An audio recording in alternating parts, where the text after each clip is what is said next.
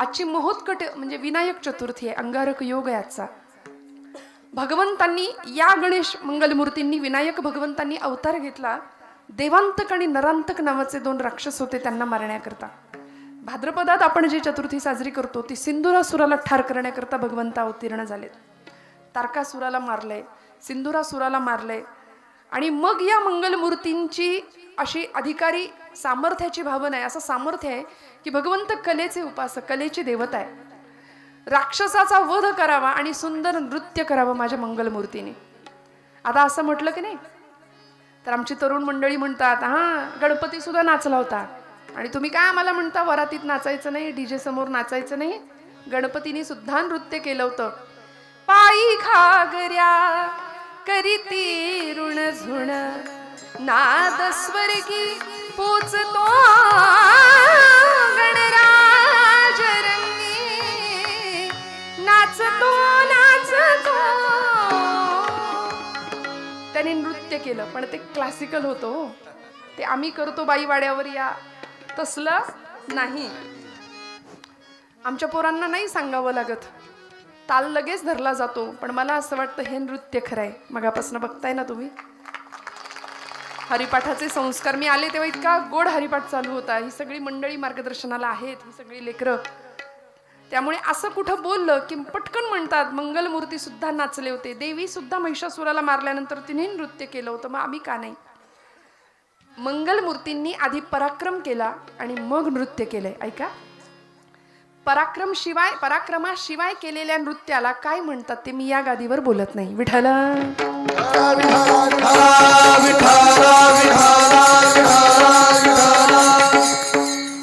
त्यामुळे या सगळ्या उत्सवांमध्ये, सगळ्या भक्तीच्या प्रांतामध्ये सगळ्यात महत्वाची गोष्ट जर कुठली असेल ना, मला आज भगवंतांच्या अवताराचा अभंग घेता आला असता. मनात योजलेला अभंग इथे आल्यावर बदलला. असं वाटलं भाव समजून घेऊया आधी. भगवंत अवतार का करतो, अवतार का घेतो, यामागे त्याचं काही वैयक्तिक कारण आहे का? त्यांनी आपल्याला आपलं मानलंय पण आपण त्याला आपलं मानायला तयार नाही. आपण मानतो का देवाला आपलं? खरं सांगा, आपण जागे आहात का? आधी सांगा, सगळे जागे आहात का? आपण देवाला आपलं मानतो का? कुठलं? सकामतेकडून निष्कामतेकडे अशी भक्ती व्हावी, निर्गुणाकडून सगुणाकडून निर्गुणाकडे आणि ज्ञानोत्तर भक्तीकडून पराभक्तीकडे असा प्रवास झाला पाहिजे. पण आम्ही सकाम भक्तीतच इतके रंगलो, परिणाम असा झालाय की देवाकडून सगळं पाहिजे, देव कुणाला नकोय. माझं बोलणं खूप लक्ष देऊ नये का? बऱ्याचदा काय होतं, कीर्तन म्हटलं की 2 तास टाइमपास झाला पाहिजे, उत्तम मनोरंजन झालं पाहिजे, भरपूर हसायला मिळालं पाहिजे, अशी एक धारणा श्रोत्यांची राहते. श्रोत्यांची या धारणा सांभाळता सांभाळता कीर्तनकार कीर्तन बाजूला ठेवतात आणि दृष्टांतावरच भर देतात. असं होतं. पण तसं न करता सगळे जागेपणे आपण कीर्तन श्रवण करूया. 2 तास, 1.5-2 तास जो काही जीवनाचं कल्याण करण्याकरता मिळालेला वेळ आहे ना, तो प्रपंचातल्या गोष्टी ऐकण्याकरता नाही. शुद्ध अध्यात्म ज्याचा पाया भक्तीचा असला पाहिजे, ज्याने आपलं जीवन उद्धरून जाईल, या एका सन्मार्गाच्या दिशेने आपण वाटचाल करतोय. आपण भाग्यवान आहोत, आपण या मंडपात आहोत श्रोते हो. प्रत्येक जणांनी आपल्या भाग्याचा हेवा करावा. पहिलीच गोष्ट, भारतासारख्या सुंदर देशात आम्ही जन्माला आलोय.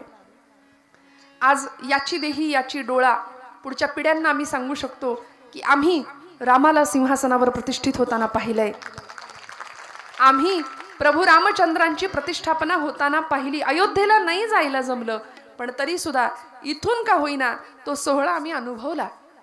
आम्ही कुठल्याही पक्षाचे नाही, आधीच क्लिअर केलेलं बरं असतं. आमचा एकच पक्ष आहे, भागवत पक्ष. पण सावरकर म्हणतात, जे जे उत्तम उदात्त उन्नत महन मधुर ते जे चांगलं आहे, रामराय गादीवर बसणं, रामरायांची प्रतिष्ठापना होणं आणि 500 वर्षांचा त्यांचा वनवास संपणं फार गरजेचं होतं, फार गरजेचं होतं. प्रभू रामराय सिंहासनावर बसले, त्यांच्या जागेवर विराजमान झाले. आम्ही भारतवासी खऱ्या अर्थी भाग्यवान ठरलो. आता खबरदार, आता रामाचं गणपतीचं नाव घेणाऱ्यांनी आनंदात राहा, काळजीच नको, कारण मीरा रोडला घडलेलं प्रकरण फार जुनं नाहीये. आता धर्माच्या गप्पा मारणारी माणसं आजूबाजूला जरी दिसली तरी धर्माचं खरं वर्तन करणाऱ्यांची आज गरज आहे, धर्मशास्त्र सांभाळणाऱ्यांची आज गरज आहे. म्हणून आपण भाग्यवान आहोत की इथे मंगलमूर्तींच्या या अधिष्ठानासाठी आपण आलो आहोत, त्याच्या समोर आलो आहोत, त्याची सेवा आपण करतोय. आणि कीर्तन ही नवविधातली सर्वश्रेष्ठ अशी भक्ती आहे. कीर्तन चांग होय अंग हरिरूप. काय मिळवायचं 2 तासाच्या कीर्तनात? काय मिळवायचं? दृष्टांत घेऊन घरी जायचा का? सिद्धांत पक्का व्हावा याकरता दृष्टांताची योजना असते. पण आम्ही काय करतो? सिद्धांत तिथेच राहतो. अभंग तुमचा तुम्हाला लखलाभ, आम्ही निघालो विनोद घेऊन घरी. फक्त विनोदाकरता कीर्तन नाही. जेणेकरून मूर्ती ठसावी अंतरी श्रीहरीची, ऐसी कीर्तन मर्यादा हो संतांच्या घरची. हे कीर्तनाचं इप्सित आहे. समाधीचे सुख सांडा ओवाळूनी, ऐसा या कीर्तनी ब्रह्मरस. या ब्रह्मरसाचं पान आम्हाला करता आलं पाहिजे. याकरता आपण सगळे इथे आहोत श्रोते हो. हा ब्रह्मरस अनेकांना चाखायला, हा ते थोडं बघा ना काही करता आलं तर. या ब्रह्मरसाचं पान आम्हाला चाखायला मिळावं याकरता संतांचं काळीज तळमळलं, संत व्याकुळ झाले. आणि म्हणून तुम्हाला मला तुमचा माझा पूर्णपणे उद्धार व्हावा याकरता. नाही राहू दे आता, हालचाल नका करू, असू दे, काही हलवू नका. विठ्ठल विठ्ठल विठ्ठल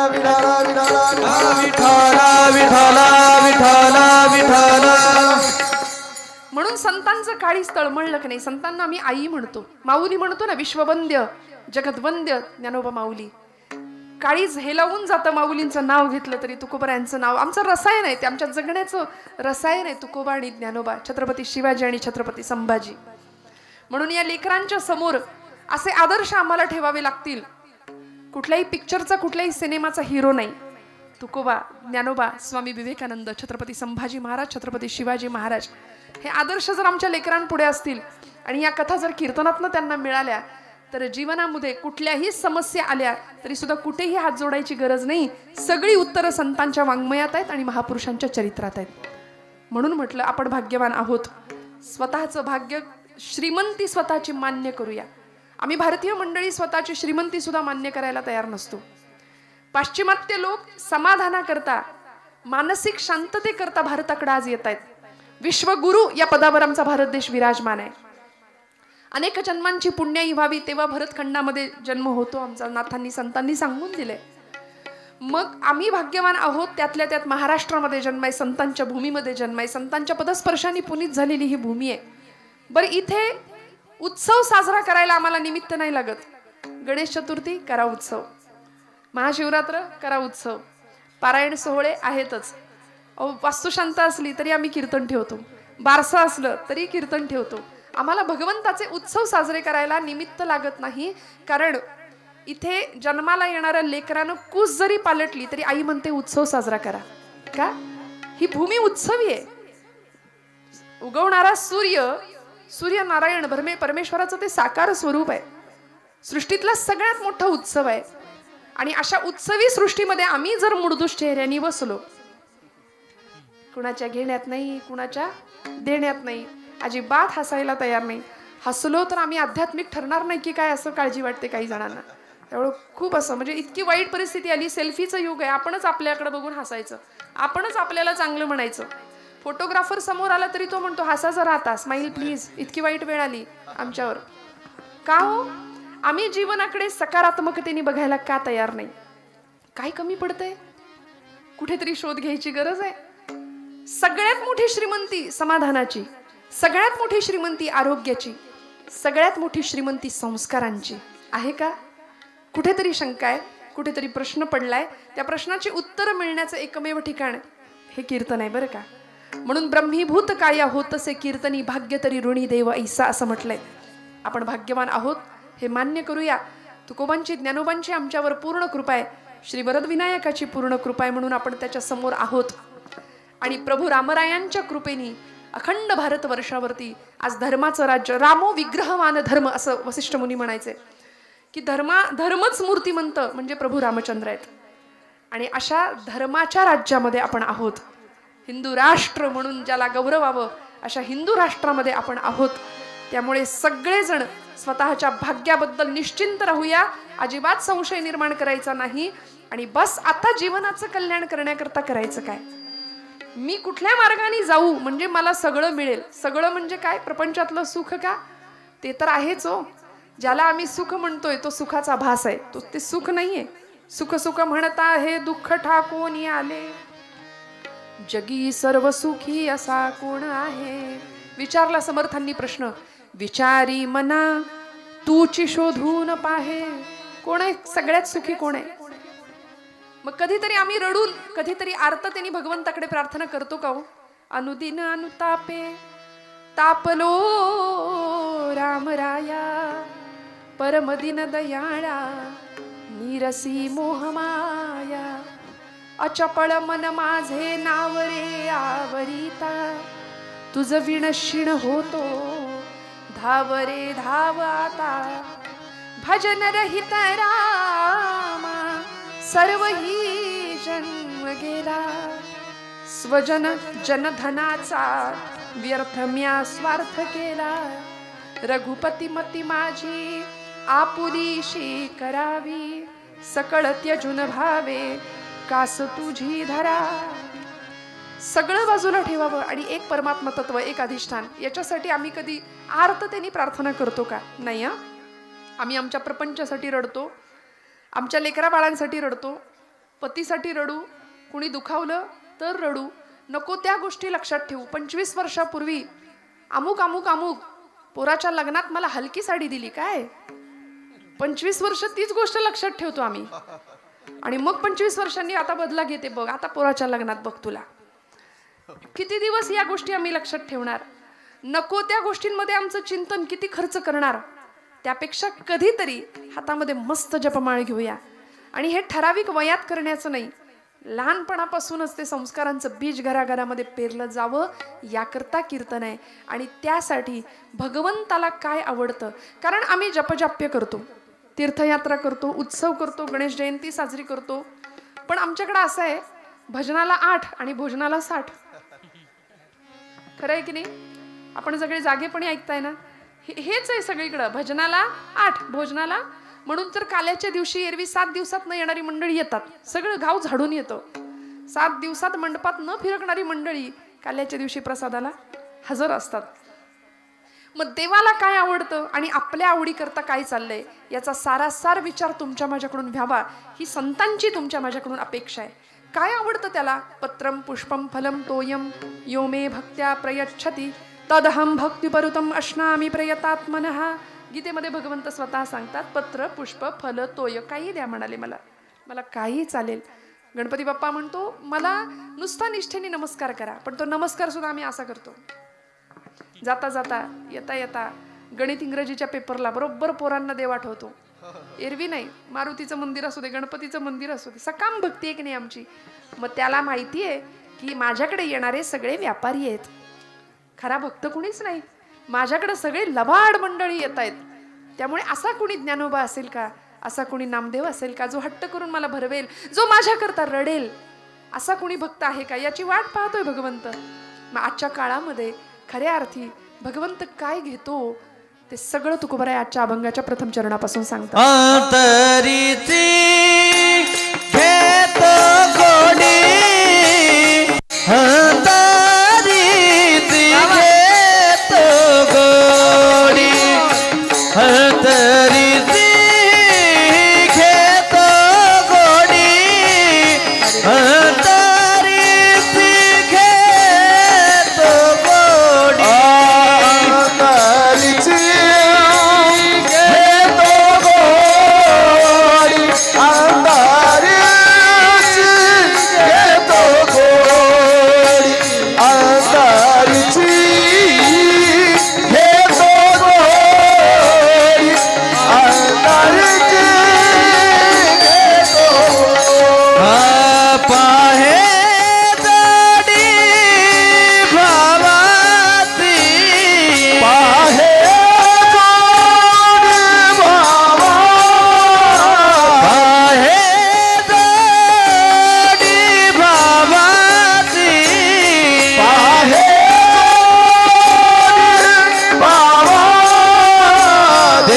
सोयरा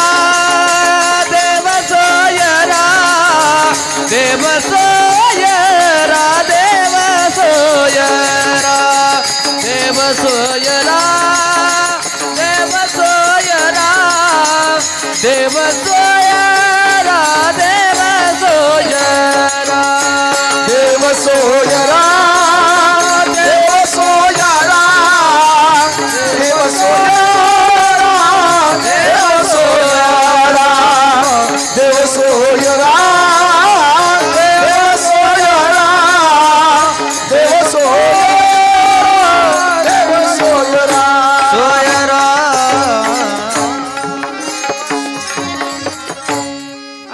अंतरीची घेतो गोडी पाहे जोडी भावाची देव सोयरा देव सोयरा देव सोयरा दीनांचा. तुकोबरायांनी आम्हाला सांगितलं भगवंत काय घेतो, त्याला काय आवडतं आणि तो काय बघतो. अंतरीची घेतो गोडी, तुमच्या माझ्या आतमध्ये असलेली भगवंताची गोडी, आणि त्याला पाहे जोडी भावाची, त्याला जोड आहे का भावाची ते पाहतोय. श्रोते हो, एक प्रश्न तुम्हाला जाता जाता विचारणार आहे. महिला वर्ग, आज तुम्ही बहुसंख्य आहात. मी नेहमी एक प्रश्न विचारते, आपण एस नी प्रवास करता का? बसताना लाल डब्यात एस टी महामंडळ, आता आपलीच आहे एस टी, आहे की नाही? बसले तरी उठ म्हणू शकतो आपण, पण तसं करू नये बरं का. आधीच त्यांना, आता बघा ना, इथं पण आरक्षण कमीच आहे. विठाल विठाल विठाल विठाल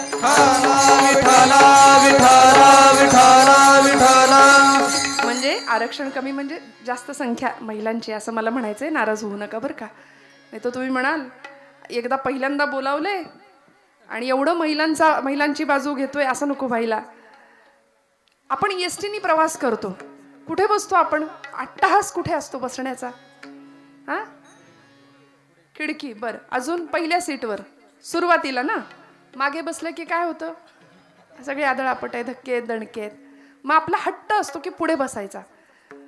ड्रायव्हर पासून जेवढ्या जवळ असू तेवढे धक्के दणके कमी आहेत, मागे मागे मागे. आणि हळूहळू मागे मागे मागे सगळ्यात लास्टच्या सीटवरचा अनुभव ज्यांनी घेतलाय त्याला माहिती आहे. मग साधे एस टी ड्रायव्हर पासून आपण जेवढे लांब तेवढी दणके धक्के जास्त आहेत. मग आपण वरद विनायकाला जगाचा मालक म्हणतो. तो ड्रायव्हर आहे, अनंत कोटी ब्रह्मांड नायक, जगत चालक परमात्मा आपण त्याला म्हणतो की नाही. ते सगळं जग तो चालवतय. वृक्षाचेही पान हाले ज्याची सत्ता राहिली अहंता, मग कोठे देखवी ऐकवी एक नारायण तयाचे भजन. मग असा भगवंत जगाचा चालक आहे, तो ड्रायव्हर आहे, स्टेरिंग त्याच्या हातात आहे. मग त्यांनी स्टेरिंग घेतलंय हे आपल्याला ज्ञात आहे. मान्य आहे का? मान्य आहे. त्याच्या इच्छेने सगळं चाललंय. आमचा श्वास सुद्धा आम्ही त्याच्या इच्छेने घेतो. त्यांनी जर ठरवलं ना थांबवायचं, तर माणसं म्हणतील उचला आता. कारण आपले वारकरी संप्रदायाचं एक थोर विभूतिमत्व काही काळापूर्वी आपल्यातून हरवलं. असे सद्गुरू श्री बाबा महाराज सातारकर ते म्हणायचे की तुम्ही देवाला माना किंवा मानू नका. आपण म्हणतो ना देव आहे की नाही, फार पुढारलेली मंडळी असतात, सोफिस्टिकेटेड. देव नाहीये ठामपणे बोलतात. खरं तर 100% नास्तिक कोणीच असू शकत नाही या जगात. स्वतःला नास्तिक म्हणवणारा माणूसच जास्त आस्तिक असतो. कारण देव नाही असं आपण ठामपणे म्हणतो ना. ते म्हणायचे तुम्ही देवाला माना किंवा मानू नका, त्यांनी तुम्हाला मानलंय एवढं लक्षात ठेवा. ज्या दिवशी देव आपल्याला मानणार नाही त्या दिवशी आपल्या घरासमोर गर्दी जमेल. माणसं म्हणतील उचला, म्हणून लोक इतकं घाबरतात. जिवंतपणी राम म्हणायला कोणी तयार नाही. आज लोकांचा असा समज आहे गेल्यावरच राम म्हणावं, रामनाम सत्य हे शेवटी, म्हणून जिवंतपणी राम म्हणायला आपण तयार नाही. पण खरं सांगू, आत्ता जर राम नाही ना म्हणलो तर तेव्हा लवकर म्हणावं लागेल विठ्ठल.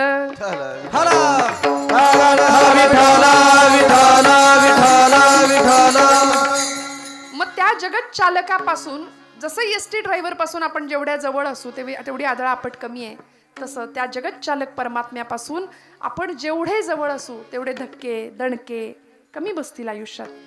आणि त्याच्यापासून आपण जेवढे मागे मागे मागे मागे जाऊ ना, लांब जाऊ, तेवढी सगळी आदळापट आहे, लक्षात ठेवा. मग तक्रार नाही करायची.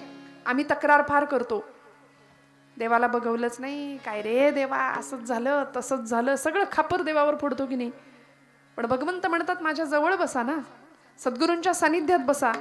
मन सद्गुरूंच्या चरणावर, वाणी भगवंत नामामध्ये अर्पण केली, प्रारब्ध ईश्वरावर सोडून दिलं की मग आदळापट नाही, धक्के नाही, दणके नाही, जीवन प्रवास अत्यंत सुलभ आणि सुंदर होऊ शकतो. ही ग्वाही आम्हाला संत देत आहेत. त्यामुळे भगवंताला काय आवडतं? अंतरीची घेतो गोडी.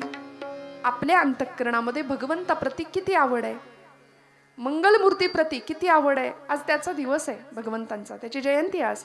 देवांतकाला नरांतकाला ठार केलं भगवंतांनी. कश्यप आणि ऋषी आदिती मातेच्या पोटी जन्माला आले. विनायक नाव आहे त्यांचं, महोत्कट विनायक असं म्हणतात आजच्या अवताराला. या मंगलमूर्तींच्या विषयी आमची आवड किती आहे. मी नेहमी सांगते, आपल्याकडे गणपती उत्सव होतो, भाद्रपदात होतो, मंडळांची स्थापना, मंडळामधली भांडणं वाद सगळे आपण जाणून आहात. पण देवाच्या आवडीकरता किती चालतं आणि आपल्या आवडीकरता किती चालतं याचा बारकाईने विचार करण्याची गरज आहे की नाही. कार्यकर्त्यांना आरती सुद्धा धडपाठ नसते. मी चुकत असेल तर मला सांगा बरं का. डोक्याला टोपी घाला असं सांगावं लागतं. कपाळाला गंध लाव रे बाबा, ते म्हणतं बरमुड्यावरच आरती करेन, जाऊ दे म्हणतो, चालतंय.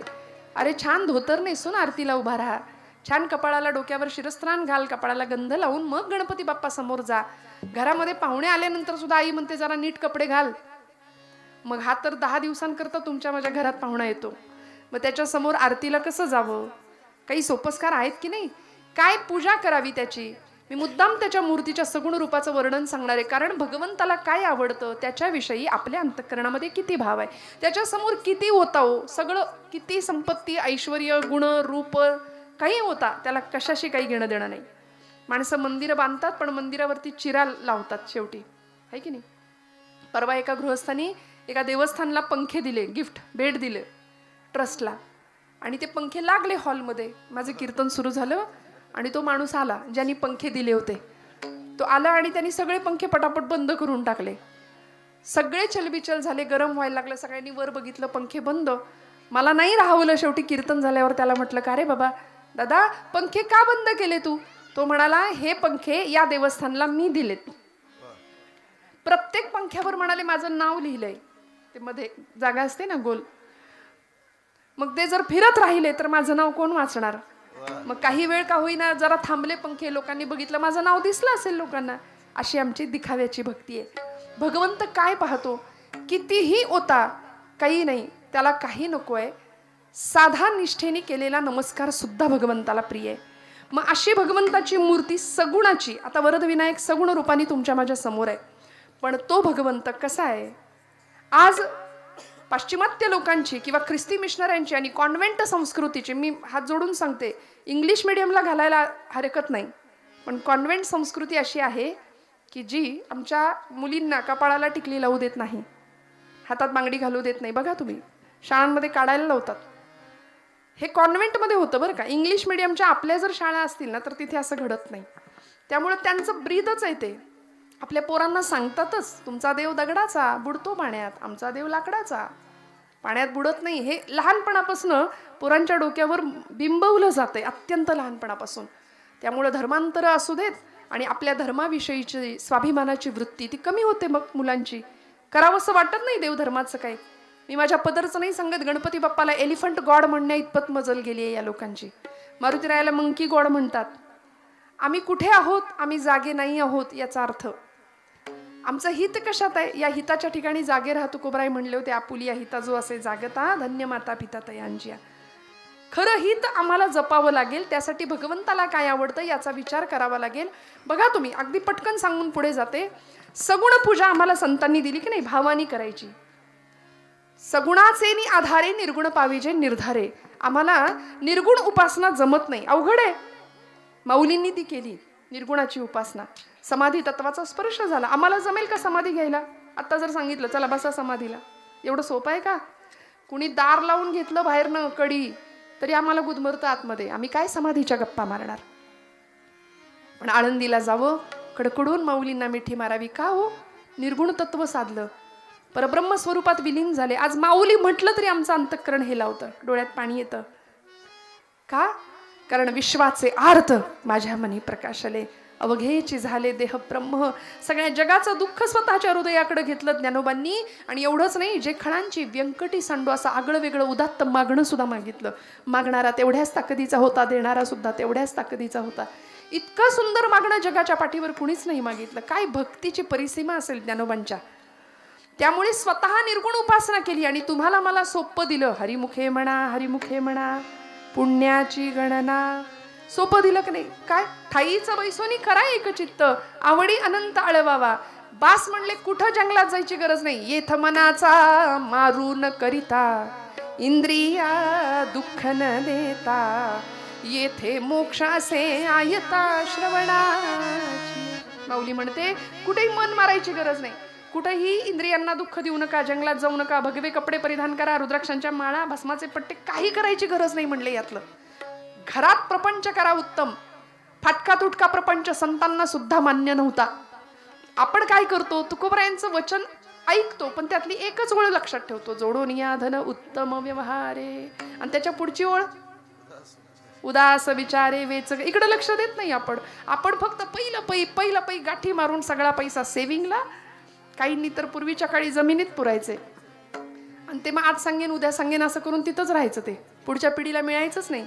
निदैवाचा परिवरी लोह्या रुतलिया आहाती सहस्रवरी, वरी बैसोनी उपवास करी दरिद्री, जे ज्ञानोबांनी दृष्टांत लिहिलाय की त्याच व्यक्तीचा पोरगा पुढच्या काळामध्ये शिळ्या भाकरीचे तुकडे जिथं धन पुरून ठेवलंय ना तिथंच तोडतो. राहिलं ना सांगायचं राहून गेलं, जमवलं आणि शेवटी इथंच राहिलं. मी नेहमी सांगते, आपण असे बांधावर उभे राहतो, येणाऱ्या पाहुण्याला म्हणतोय ते झाड दिसतंय का, तिथपर्यंत सगळं या पठ्ठ्याचं आहे माझं, तो डोंगर दिसतोय का, तिथपर्यंत जमीन सगळी आपली आहे. ती धरणी माता हसते आपल्यावरती, म्हणते याचा पंजा सुद्धा हेच म्हणायचा, याचा आजा सुद्धा हेच म्हणायचा, आणि हा सुद्धा हेच म्हणतोय, हे सगळं माझं. मग भगवंताला काय द्यायचं यातलं, सगळं जर घेऊन जायचंय. सगुणाची पूजा आम्हाला भगवंतांनी, आम्हाला संप्रदायाने, आमच्या परंपरेने दिली आहे. मग त्या सगुण पूजेमध्ये भगवंत कसा आहे, आज मंगलमूर्तींचं ध्यान करूया आपण, त्यांचा दिवस आहे आज. शास्त्राने मंगलमूर्तींची प्रतिमा, किंवा जशी आत्ता मूर्ती एक नाही वरदविनायकाची, तशी सांगितली आहे. छान मांडी घालून बसलाय, एक पायासावरती आहे भगवंतांचा. हां, स्थिर बुद्धीचं ते लक्षण आहे बरं का, खूप लक्ष देऊ नाही का. त्याचंच आसन स्थिर असू शकतं ज्याची बुद्धी स्थिर आहे.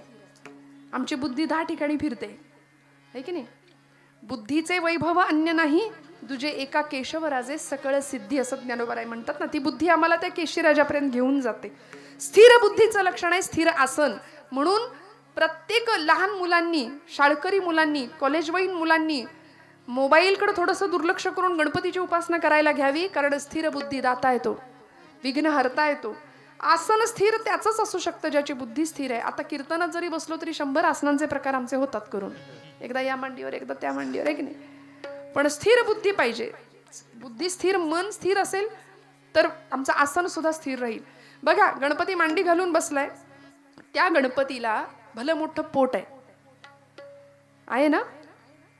मग त्या पोटाला का बरं एवढं मोठं पोट आहे त्याचं, कधी विचार केलाय का. मोदक खातो म्हणून, गणपतीला मोदक खाताना कधीच कोणी बघितलेलं नाहीये. मध्यंतरी तो दूध प्यायला होता म्हणे, है की नाही. आमची भावना जशी तसा तो फळ देईल आम्हाला. पण आता काळ असा आहे, आता नामदेव नाहीये की पांडुरंग येईल जेवायला. आता आम्हाला कुठे वेळ आहे तेवढ्या अर्जवानी, तेवढ्या आर्ततेने गणपतीला मोदक द्यायला. पण गणपतीचं पोट मोठं आहे, लंबोदर आपण म्हणतो त्याला. म्हणून तर आरतीमध्ये लंबोदर पीतांबर फणीवर बंधना, सरळ सोंड वक्र तुंड त्रिनयना. लंबोदर पीतांबर फणीवर, काय बघा बरं नक्की काय म्हणता आपण. परवा एका कार्यकर्त्यांनी मला सहज कानावर आलं, तो म्हणला लंबोदर पीतांबर फळीवर वंदना. म्हटलं फळीवर वंदना, कुठली वंदना फळीवर बसवली. काही म्हणतो आम्ही बरं का, काही त्याला आरतीला स्तोत्राला काही अर्थ नसतो, काही म्हणतो जे कानावर येईल ते बडबडतो आपण. पण त्यामागे काहीतरी शास्त्र आहे, त्यामागे काहीतरी शिकण्याची वृत्ती असावी. ते भलं मोठं पोट भगवंताचं, अनंत ब्रह्मांडे उदरी. आमची पापं त्यांनी पोटात घेतली श्रोते, आईच्या मायेने आम्हाला सांभाळलंय म्हणून ते पोट मोठं आहे. आणि त्या पोटाला ती पापं पुन्हा बाहेर येऊ नयेत म्हणून नागपाशाने बांधलंय. म्हणून फणीवर बंधना, बंधन केलंय नागपाशाचं. 4 हात आहेत भगवंतांना. एकदंतं चतुर्हस्तं पाशमं कुशधारिणं, अथर्वशीर्ष. रदंच वरदं हस्तैर्बिभ्राणं मूषकध्वजं, रक्तं लंबोदरं शूर्पकर्णकं रक्तवाससं, रक्तगंधानुलिप्तांगं रक्तपुष्पैः सुपूजितम्. एकदंतं चतुर्हस्तं पाशमं कुशधारिणं. पाश अंकुश धारण केलेत मागच्या 2 हातामध्ये, पाश आणि अंकुश. का हो, दुष्टाला मारायला. आज आपल्या हातात शस्त्र असावं की नसावं हे त्या धारण करण्यामागच्या हेतूवर अवलंबून आहे बरं का. आमचे सगळे अवतार शस्त्रधारी आहेत. बघा तुम्ही, प्रभू रामराय हातात शस्त्र आहे का. आपण जागे आहात का, बोला. हातात शस्त्र आहे का प्रभूंच्या, रामरायांच्या. आहे. भगवान गोपाल कृष्ण शस्त्र आहे का, सुदर्शन चक्र आहे. भगवान विष्णू शंख चक्र गदा. विठ्ठोबरायाच्या विठ्ठलाच्या पायाशी सुद्धा वीट आहे. प्रसंगी तीही शस्त्र म्हणून वापरतील भगवंत, काही सांगता येत नाही. शस्त्रधारी आहेत भगवंत आमचे सगळे. का? दुष्टांचा नाश करणं हे त्यांच्या येण्याचं रहस्य आहे. मग असा शस्त्रधारी भगवंत मंगलमूर्तींनी सुद्धा दुष्टांना मारायला शस्त्र हातात धारण केलंय. म्हणून धर्माच्या स्थापनेसाठी आणि धर्मरक्षणासाठी प्रसंगी शस्त्र हातामध्ये घ्यावं लागलं तरी सुद्धा कमीपणा करायचा नाही. कारण सावरकर म्हणतात, शस्त्र पाप ना स्वयेची, शस्त्र पुण्य ना स्वये, इष्टता अनिष्टता त्यास हेतूनेच ये. ऐकून ठेवा, हातात शस्त्र घेणं हे पाप नाहीये. त्या शस्त्राचा आपण वापर कसा करतो त्यामागच्या हेतूवर ते पाप पुण्य ठरेल. रामांच्या हातामध्ये शस्त्र होतं, धनुष्य होतं. रावणाच्या हातात सुद्धा धनुष्य होतं, पण आपण पूजा करतो ती रामांच्या धनुष्याची, कोदंडाची करतो की नाही. त्यामुळे हातात शस्त्र भगवंतांनी धारण केलं. आम्ही 9 दिवस नवरात्रीमध्ये आमच्या पोरींना गरबा शिकवण्यापेक्षा थोडंसं स्वसंरक्षण जर शिकवलं, हातात शस्त्र, लाठीकाठी, तलवारबाजी, रायफल शूटिंग जर शिकवलं ना, तर लव जिहादच्या केसेस घडणारच नाहीत आमच्या आजूबाजूला, नाही घडणार. 10 दिवस फक्त टिपऱ्या खेळणं यामध्ये कुठलाही पराक्रम नाहीये. 9 दिवस नवरात्र देवी महिषासुराशी लढली, रक्तानं माखली होती. कुठल्याही कलरची साडी नेसायला तिला वेळ नव्हता. कुठल्याही पुराणात शास्त्रात असं लिहिलेलं नाहीये. मी हात जोडून आपल्याला सांगते. याचा अर्थ आपण रंगांच्या साड्या नेसायच्या नाही असं नाही. आपल्याला ती आवड आहे, हो म्हणा. कपाट भरलेलं असतं की नाही, हो म्हणा. मग काय, पण त्या दिवसातच अगदी नाहीच तो कलर माझ्याकडे म्हणून मी तो कलर आज घेणारच विकत, असा अट्टहास करायची खरंच काही गरज नाही. कुठेच कुठल्या पुराणात असं सांगितलेलं नाहीये बरं का. मी हात जोडून सांगते. पण 9 दिवस 9 रात्र तिला पुरेसं खायला नाही, विश्रांती नाही, झोप नाही. ती देवी कुठं तिला साड्या नेसायला वेळ आहे मला सांगा.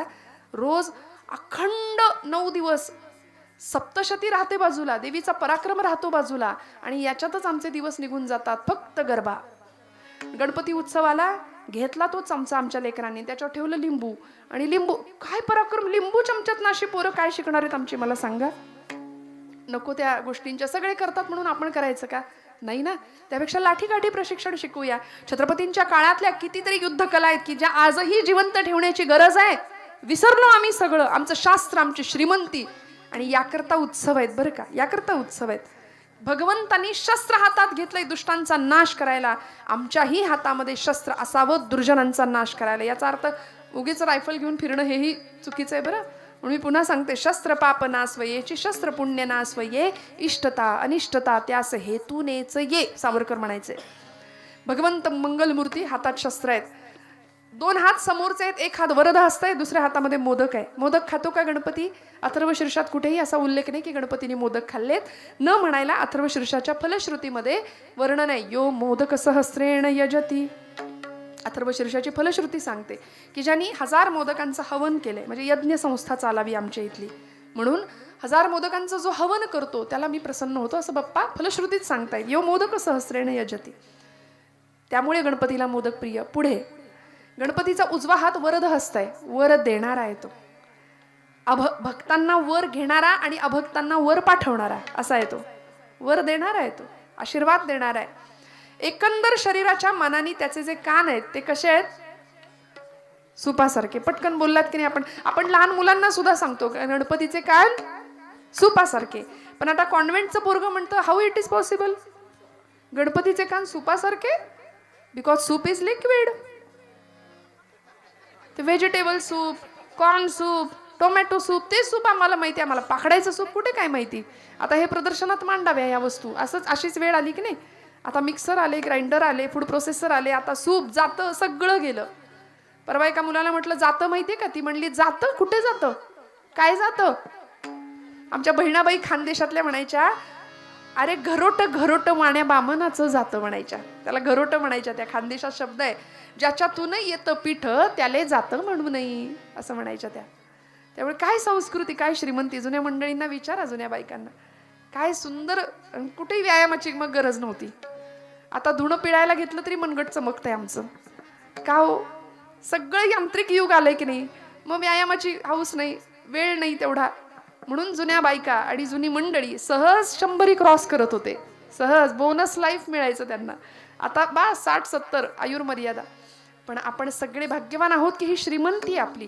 गणपतीचे कान सुपासारखे. पोरांना सांगता आलं पाहिजे, बाबा सूप म्हणजे ते सूप नाही, पाखडायचं सूप आहे की ज्या सुपामध्ये काय गुणधर्म आहे सुपाचा? जनी निंद्यते सर्व सोडून द्यावे, जनी वंद्यते सर्व भावे. सार आहे ते टाकून द्यावं, सार आहे ते जवळ करावं. हा सुपाचा गुणधर्म गणपती बाप्पा सांगतात. गुरुचरित्रातली एक ओवी आहे. हालविसी कर्ण युगुले, तेथून जो का वारा उसळे, तयाचे निमाते विघ्नपणे, विघ्नांतक म्हणती तुझा. नुसते कान हलवले तरी त्या वाऱ्याने विघ्न पळून जातात देवांच्या. असा मंगलमूर्ती आहे. सोंड मोठी आहे, वक्रतुंड म्हटलंय त्याला. सोंड मोठी किंवा वाकडी सोंड म्हणून वक्रतुंड नाही, तर वक्रांतुंड यती इति वक्रतुंड. हा वाकड्या गतीने जाणाऱ्या माणसांना सरळ करतो तो, म्हणून तो वक्रतुंड आहे. एकंदर शरीराच्या मानाने त्याचे डोळे कसे आहेत? कसे आहेत? सूक्ष्म आहेत. बघा, बारीक डोळ्याची माणसं फार चतुर असतात. फेस रिडिंग आपल्याकडे शास्त्र आहे, चेहरा पाहून जातक सांगणं, नाही का. सूक्ष्म डोळे ज्याचे असतात ना, तो दूरदृष्टीचा माणूस असतो. सूक्ष्म बुद्धीचं लक्षण आहे ते. गणपती बाप्पा सूक्ष्म तऱ्हेने आम्हाला बघायला शिकवतात जगाकडे. आणि अशा पद्धतीने भगवंतांच्या पायाशी जो बसलाय तो कोण आहे? कोण आहे की नाही? मूषक म्हणतात त्याला. संस्कृतमध्ये उंदराला किंवा मूषकाला आखू असं म्हटलंय. जसं तो मूषक वाहन आहे तसं त्याला आखू वाहन असं सुद्धा म्हटलंय. आखू या शब्दाचा अर्थ आहे माया, आणि उंदीर हे मायेचं प्रतीक आहे. मग माया कुठे घ्यायची? डोक्यावर घ्यायची नाही. संसारामध्ये गणपती बाप्पा सांगतात माया पायाशीच राहू द्या, कारण मायाधीनम जगत सर्वम. हे सगळं जग मायेच्या अधीन आहे. आम्ही सगळे मायेच्या प्रभावाखाली आहोत. त्यामुळे माया पायाशीच ठेवूया, कारण कुरतडणं हा मायेचा स्वभाव आहे. उंदराचा स्वभाव सुद्धा चंचल, कुरतडणं हा उंदराचा स्वभाव आहे. तशी माया आम्हाला कुरतडते बरं का.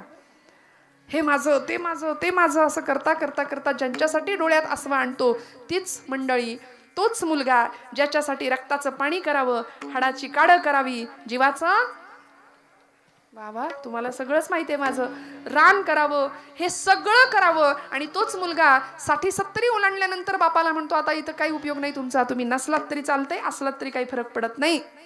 कुत्र्यांना सांभाळतील, त्यांच्यावर प्रेम करतील, बेडवरती कुत्री नेतील, अगदी इतकं त्यांचे लाडकोड करतील, पण आई वडिलांना सांभाळायची वृत्ती नाही.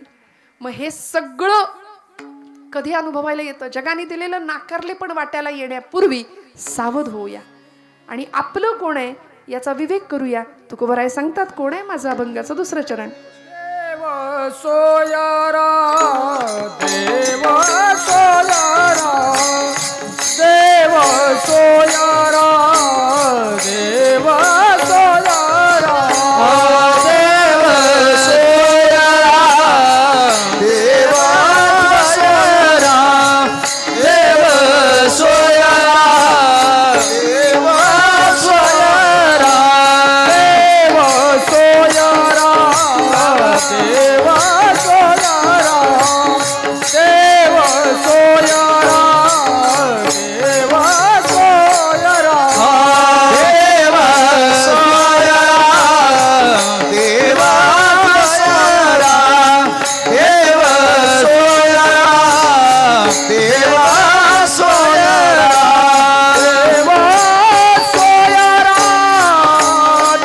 दीनांचा देव सोयारा, दीनांचा देव सोयारा, देव सोयारा, देव सोयारा,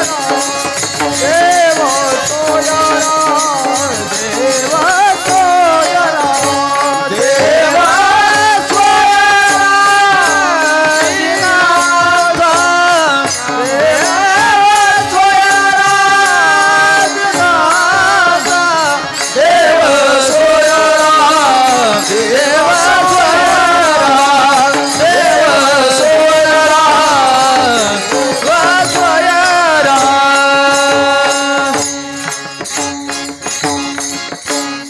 ही माणसं आहेत म्हणून कीर्तन आहे बरं का. उगीच मी म्हटलं मगाशी की मी कीर्तन केलं असा अहंकार होऊ शकतो, पण ह्या मंडळींशिवाय सेवा होऊ शकत नाही. जोरदार टाळ्या वाजवा सगळ्या गायक वादकांसाठी. काय महाराजांची नावं सांगाल तुम्ही? हा, हरिभक्तीपरायण रमेश महाराज, हा हरिभक्तीपरायण रमेश महाराज देशमुख, हरिभक्तीपरायण प्रवीण महाराज, हरिभक्तीपरायण निखिल महाराज. जोरदार टाळ्या वाजवाल. मला मान्य आहे याच्यामध्ये वेळ जातो, आपण सगळे नको म्हणताय. लोक आम्हाला लिस्ट देतात आधीच, ही नावं घ्या, त्यामुळे नामापेक्षा नावासाठीच कीर्तनाला आलोय की काय असं वाटतं. विठ्ठल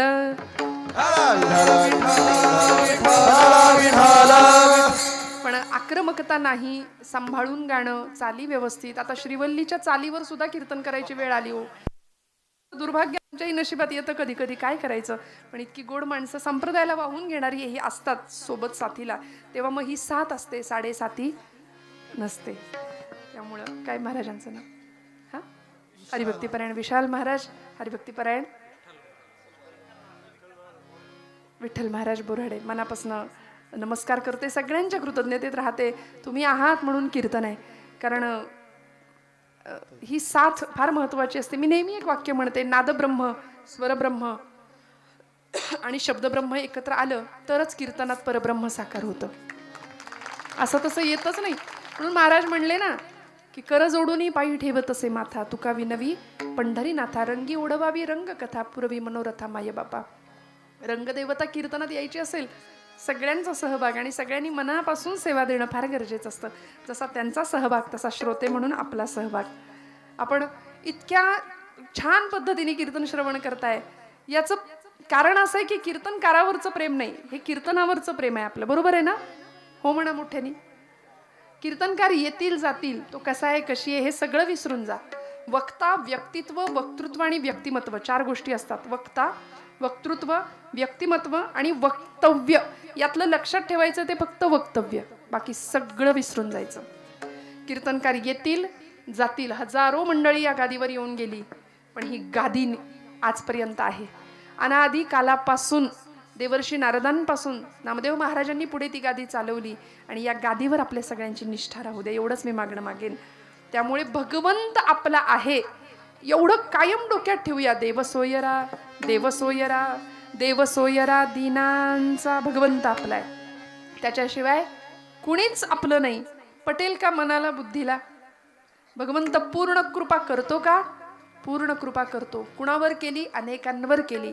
उदाहरण दिलं, व्याधस्याचरणं ध्रुवस्य च वयो विद्या गजेंद्रस्य का जातिर्विदुरस्य यादवपतेर उग्रस्य किं पौरुषम कुब्जायाः कमनीय रूपमधिकं किंतत् सुदाम्नो धनं भक्त्या तुष्यति केवलं न च गुणैर्भक्ती प्रिय श्रीपतिः. व्याधस्याचरणं, व्याधाचा आचार काय होता पण त्याच्यावर कृपा केली देवानी. आचरणावर देव प्रसन्न होतो असं म्हणावं तर व्याधाचा आचार काय होता पण कृपा केली. ध्रुवस्य वयो, वय बघून देव कृपा करतो असं म्हणावं तर ध्रुव बाळाचं काय वय होतं? 5 वर्षाचं लेकरू होतं, आढळपद दिलं. किंतत् सुदाम्नो धनम व्याधस्याचरणं ध्रुवस्य च वयो विद्या गजेंद्रस्य का. आपल्याला भागवतातली गजेंद्र मोक्ष कथा माहिती असेल. गजेंद्र हा पशुकुळातला तो राजा होता.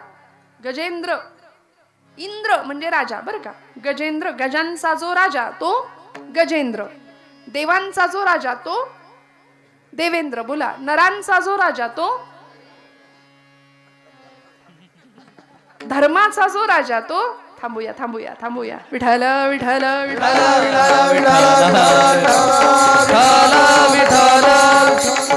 त्या गजेंद्राला सुद्धा भगवंतांनी मोक्ष दिला.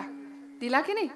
नकरानी पाय पकडलेला असताना भगवंताची आठवण केली, बास काही नाही लागलं. एक कमळाचं फुल फक्त त्याच्या दिशेने फेकलं, आला भगवंत. हाके सरशी घाली उडी, धावनिया बंध तोडी भगवंत आला. का जातिर्विदुरस्य यादवपतेर उग्रस्य किं पौरुषम. जात कुळ बघून देव कृपा करतो असं म्हणावं तर विदुरांची जात काय होती? दासीपुत्र होते की नाही? पण भगवंतांनी काय केलं हो? शिष्टाई करता आले होते. कुठे? कौरवांच्या राजसभेमध्ये यायचं होतं. दुर्योधनाला अक्कल शिकवायची होती. बाबा रे युद्ध करू नको, ऐक माझं. पण ऐकलं नाही ना त्यांनी. सुईच्या टोकावर मावेल एवढं सुद्धा साम्राज्य पांडवांना देऊ देणार नाही म्हणले. जा काय करायचं ते कर. पांडव भगवंत खूप समजावून सांगतायत, अरे बाबा ऐक माझं, नको युद्ध, 5 गावं मावतील एवढी जमीन दे आणि मोकळा हो.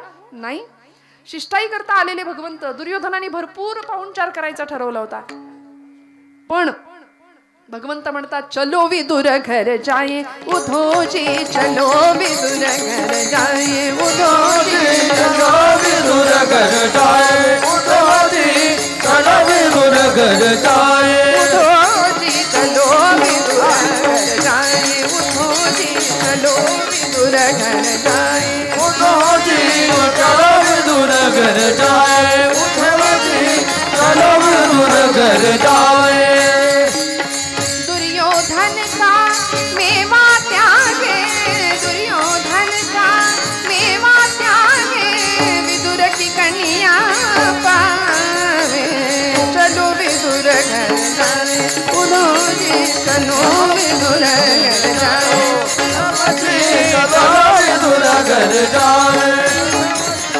चलो विदुर घर जाए विदुरानं कण्या वाढल्या तरी चालतील म्हणाले, पण जायचं विदुराकडे. विदुर पत्नी सुशीला छान पाहुणचार करावा भगवंतांचा. का जातीर विदुरस्य यादव पतेर उग्रस्य किं पौरुषम. उग्रसेन यादवाचं पौरुष काय होतं, पण मथुरा जिंकली, कंसाला ठार केलं भगवंतांनी. मारलं की नाही कंसाला? कंसाला मारलं ना, जागे आहात ना सगळे. कृष्णाने कंसाचा वध केला. मथुरेमध्ये आले गोकुळ सोडून, सगळ्यात पहिलं काम केलं ते कंस वध केला. आमचे गुरुजी सुद्धा लहानपणी शाळेत असताना मला सांगायचे, गणित सुटायचं असेल तर आधी कंस सोडवला पाहिजे. बरोबर ना? कृष्णाने आधी कंसाला सोडवलं, पुढची गणित सगळी आपोआप सुटली. कंस सुटला, मग त्याचं सगळं जे राज्य होतं ना मथुरेचं, ते भगवंत घेऊ शकत होते की नाही खरं सांगा? गादीवर बसले असते, त्यांना कोणी काही म्हटलं नव्हतं, पण औदार्याचा राजा, त्यांनी सगळं दिलं उग्रसेन यादवांना. मुकुट चढवला, वृद्ध झालेल्या उग्रसेनांच्या कैदिवासातनं मोकळं केलं. काय परंपरा होती, बापाला कैदेत टाकायचं आणि स्वतः सिंहासनावर बसायचं. हीच परंपरा सगळी राक्षस लोकांची आहे बरं का. त्यामुळे भगवंतांनी उग्रसेनाला सगळं देऊन टाकलं. का जातिर्विदुरस्य यादव पतेर उग्रस्य किं पौरुषम कुब्जाय कमनीय रूपमधिकम किंतत् सुदाम्नो धनम. कुब्जेचं रूप काय पाहिलं, रूपवान व्यक्तीवर देव कृपा करवतो असं म्हणावं तर कुब्जा 3 ठिकाणी वक्र होती, वाकडी होती, म्हणून तिला कुब्जा नाव पडायचं, कुरूप. मथुरेमध्ये आले, चंदन हातात होतं, तिच्या कंसाला लावायला निघाली होती. भगवंतांकडे पाहिलं, तिथंच थांबली, बघत राहिली, त्रिभुवनाचं सौंदर्य पाहत राहिली, मदनाच्या पुतळ्याला बघत राहिली. आणि भगवंतांनी तिला हाक मारली, हे सुंदरी. ती लागली रडायला, डोळ्यातनं पाणी आलं. देवा, मस्करी करतोस का रे माझी? अरे कुरूप म्हणतात लोक मला सगळे, मी 3 ठिकाणी वक्र आहे, बघ तरी माझ्याकडे नीट, आणि मला सुंदरी म्हणतोस? भारतीय संस्कृतीने आत्म्याच्या सौंदर्याला महत्व दिलं श्रोते हो, बाह्य सौंदर्याला नाही. आत्मिक सौंदर्य फार महत्वाचं आहे. म्हणून अंतःकरणाची शुद्धता आणि नीतियुक्त आचरण 2 गोष्टी फार महत्वाच्या आहे. मी इथं असलेल्या प्रत्येकाला हात जोडून सांगते, आयुष्यात खूप गोष्टी कमवाल, खूप गोष्टी गमवाल, पण अंतःकरण शुद्ध असेल आणि तुमची नीती जर उत्तम असेल, नीतीचं आचरण असेल ना, तर माझ्यावर विश्वास ठेवा, परमेश्वर काटा सुद्धा टोचून न देण्याची जबाबदारी घेतो. फक्त या 2 गोष्टींचं सांभाळायची, अंतःकरण शुद्ध आणि नीतिमत्तेचं आचरण. कारण आज चारित्र्याचं आचरण कमी पडतंय. आजूबाजूला बघा, चारित्र्य भ्रष्ट माणसं आम्हाला दिसत आहेत, मर्यादे पलीकडचं जीवन आम्हाला दिसतंय. म्हणून रामांची प्राणप्रतिष्ठा झाल्यानंतर इथल्या प्रत्येक देशातल्या तरुणांनी आता इथून पुढे ठरवूया की आता रामचरित्राचा अभ्यास करण्याची गरज आहे. एखादी वेब सिरीज नाही बघितली एखाद दिवशी तरी चालेल, ते डबडं प्रत्येकाच्या हातात आहे. झोपताना उशाला लागतंय, त्याशिवाय झोप नाही लागत आहे. रात्रभर आमची तरुण मंडळी, मला सांगा ना तुम्ही, या पलीकडे एखादी वेब सिरीज, एखादा पिक्चर नाही बघूया, आयुष्य असंही संपणार आहे, पिक्चर बघून पण संपणार आहे आणि देवधर्माचं कार्य करून सुद्धा संपणार आहे. मग जर झिजायचंच आहे तर देवकार्यासाठी, देशकार्यासाठी, राष्ट्रकार्यासाठी आमचं शरीर झिजवूया, ही संतांची धारणा आहे की नाही. भगवंत कृपा करतो. सुदाम्याकडं काय होतं, पण सगळं दिलं. ऋण तरी मुठभर पोहे, त्याच्या व्याजात हे मनगरी, ती व्याज म्हणून सुवर्णाची नगरी दिली. मुठभर पोह्यांचं ऋण होतं, व्याज म्हणून सुवर्णाची नगरी. तुम्ही म्हणाल मुद्दलाचं काय, मुद्दल म्हणून मुक्तीच देऊन टाकली. मुद्दलात मुक्ती देणे ही कोण्या साहुकार आहे, असा कुठला साहुकार बघितलाय का हो? मुक्ती दिली. आणि सुदामावर सुद्धा कृपा केली, प्रत्येकावर कृपा केली, प्रत्येकावर. भगवंत कुब्जेला म्हणायचे, अगं बाई, तू 3 ठिकाणी वाकडी आहे, माझं तरी वेगळं काय आहे, मी सुद्धा 3 ठिकाणी वाकडाच आहे. उत्तरेकडचे संत भगवंताबद्दल बोलताना म्हणतात, हमारे बाकी बिहारी थोडे टेढ़े है. तो वाकडाच आहे, तो नटखटच आहे. 3 ठिकाणी वाकडा आहे, तो पायात वाकडा आहे, कमरेत वाकडा आहे आणि मानेत वाकडा आहे. असाच उभा राहतो की नाही, त्रिभंगी देहुडा, असं भगवंतांचं व्यापकत्व आहे. पण संत आम्हाला सांगतात, त्याला आपलं म्हणायचं आम्ही सोडून देतो आणि नको त्या पद्धतीने भगवंताच्या मूर्तीचं आम्ही बाहुलं करून टाकलं. हे माझे शब्द नाही, हे नाथांचे शब्द आहेत. नाथांनी भारूड लिहिलं आणि त्याला बाहुलं असं नाव दिलं. भगवंताला आपलं म्हणत नाही आपण, फक्त सोपस्कार म्हणून मंदिरात जातो, मूर्तीची पूजा करतो आणि त्या मूर्तीचंच बाहुलं करून टाकले. का बरं नाथांना असं म्हणावं लागलं? ऐकून ठेवा, बाहुल्यांमध्ये खेळण्याचं काही वय असतं ठराविक. बघा, जागेत ना आपण सगळे. बाहुल्यांबरोबर कधी खेळतात पोरं? आता खेळत नाही, सोडून द्या. आता ते डबडं असतं प्रत्येकाच्या हातात. आजोबा सांगतात, मला सुद्धा समजत नाही एवढं त्याला कळतं. हे कौतुक त्याचं 1.5 वर्षाच्या पोराला. ते बरोबर स्क्रोल करतं, बरोबर त्याला कुठलं फंक्शन पाहिजे ते उघडतं. आहे, फास्ट आहे पिढी, सगळं स्मार्ट आहे की नाही आत्ता. पण आम्ही कुठल्या शब्दाचं, कुठल्या गोष्टींचं कौतुक करावं याचं तारतम्य मोठ्यांनी ठेवणं फार गरजेचं आहे. होतं काय माहितीये का, आम्ही आपल्या लेकरांना सांगतो, विठ्ठल विठ्ठल विठ्ठल विठ्ठल विठ्ठल विठ्ठल. आम्ही आपल्या लेकरांना सांगतो की हे तुझं आहे बरं का. आपल्या सगळ्यांचं लक्ष आहे, विठ्ठल विठ्ठल विठ्ठल. आता लक्ष आहे सगळ्यांचं. आपण आपल्या पोरांना सांगतो, ही एखादी वस्तू, साधं खोड रबर इरेझर असतो, शाळेत नेताना त्याला म्हणतो हे तुझं आहे, कुणाला द्यायचं नाही. ते पोराच्या डोक्यावर पक्क बसतं, हे माझं आहे. आणि मग त्याला गमतीने जरी कोणी म्हटलं बघू बघू बघू बघू मला दे, ते म्हणतं माझं आहे. मग आपण काय म्हणतो, कसं गुंड आहे बघ, माझं माझं करतोय. आम्ही कौतुक करतो नको त्या गोष्टींचं. पण मला सांगायचं आहे असं की अंतःकरणातलं बालपण कधीच नाही हरवू द्यायचं. माझी लिंक तुटली, मी काय सांगत होते खरं. देव सोयरा, देव सोयरा, देव सोयरा दीनांचा. भगवंताला बाहुलं करून ठेवलं. बाहुल्या खेळण्याचं एक विशिष्ट वय असतं. 5 वर्षापर्यंत मुली, लहान मुली बाहुल्यांबरोबर खेळतात. मुलं आहे की नाही, बाहुला बाहुलीचं लग्न लावतील, काय आता खेळत नाहीत, विषय सोडा, जुना काळ. पण तीच मुलं मोठी होतात, तो मुलगा मोठा होतो, त्यावेळी 22व्या वर्षी बाहुल्या बदलतात की नाही. जाग्यात ना आपण. ती जी लहानपणीची बाहुली आहे ती 22व्या वर्षी चालेल का? नाही, 22व्या वर्षी बाहुली बदललेली असते. पण ती जी लहानपणी खेळत असलेली बाहुली असते ना, ती कुठेतरी अडगळीत पडते, भंगारात पडते, कुठेतरी तिचा हात तुटलेला असतो, पाय तुटलेला, गेली ती.